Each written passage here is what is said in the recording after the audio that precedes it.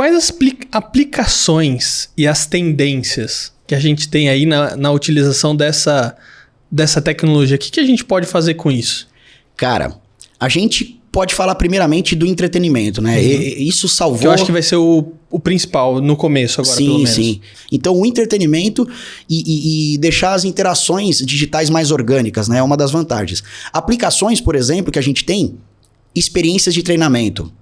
Então, você tem uma indústria fotovoltaica, por exemplo, uma usina fotovoltaica, que envolve uma série de riscos para as pessoas que estão trabalhando ali. Então, exige uma série de procedimentos de segurança. A pessoa faz uma aplicação então, né? Ou normalmente a empresa produz essa aplicação com um estúdio e aí dá um treinamento para os funcionários, né, que estão entrando ali. Então a pessoa coloca aquele óculos de realidade virtual e ela é teleportada para essa usina em que ela já vai se deparar com equipamentos de segurança e a ordem que ela tem que colocar aqueles equipamentos na ordem correta e tal.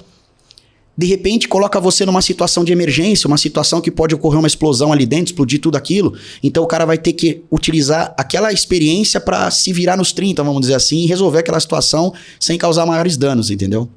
Para você prevenir as pessoas. Então, isso é muito mais útil do que você assistir um vídeo explicando o que está acontecendo, né? O que o cara teria que fazer naquela situação. Então, a pessoa está vivendo aquela situação, né? Então, essa é uma das aplicações. Para ensino também é muito interessante. Porque você consegue, por exemplo, um médico, ele consegue pegar um órgão virtual. O Hospital Oswaldo Cruz, eu estou dando consultoria para o Centro de Inovação do Hospital Oswaldo Cruz. E o que eles fizeram? Eles desenvolveram uma engine em que você consegue pegar tomografias computadorizadas, ressonâncias magnéticas. Você pega esses exames e você gera um órgão virtual. Todas aquelas fatias, por exemplo, de uma tomografia computadorizada, por exemplo. E aí você tem um órgão virtual flutuando ali na sua frente. E você tem uma ferramenta em que você consegue fazer as secções e olhar dentro do órgão. Então você está olhando dentro do órgão que vai precisar passar por uma cirurgia, por exemplo. Então um dos cirurgiões fica com esse óculos de realidade virtual ou realidade mista, analisando esse órgão, enquanto os outros cirurgiões estão na mesa de cirurgia para fazer a cirurgia. E aí... Essa pessoa que está ali, ela é o guia dos caras, né? Que é a pessoa que está com o dispositivo de realidade virtual. E ela vai orientar exatamente aquilo que eles precisam fazer.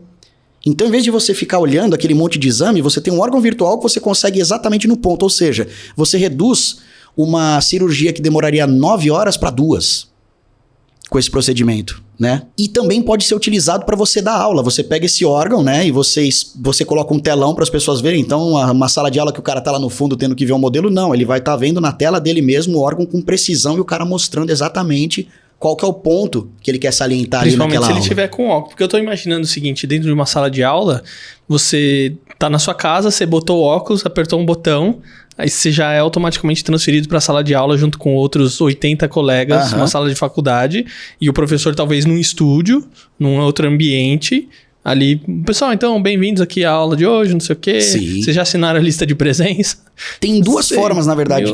Tem duas até. formas, porque assim, ainda não está muito disseminado no Brasil. Agora que está começando com esse hype de metaverso, as pessoas estão começando a se informar a respeito do que é realidade virtual, do que são realidades estendidas, metaverso e tal. Então, tem dois formatos. Hoje em dia, o que é viável? É um professor ter esse equipamento ou ir no estúdio que possui esse equipamento e gravar as aulas dele ou dar essas aulas ao vivo para as pessoas assistirem pela tela, em que ele vai poder pegar esse órgão, colocar na frente da câmera. Essa câmera traqueada também vai poder se movimentar naquele ambiente virtual e no real para dar enfoque onde ele quer. Então, as pessoas podem assistir em detalhes na tela. Mas... também tem essa outra modalidade que você falou, em que as pessoas colocam, todos os alunos, o professor, colocam esse óculos de realidade virtual e se encontram no mundo virtual para ter uma aula.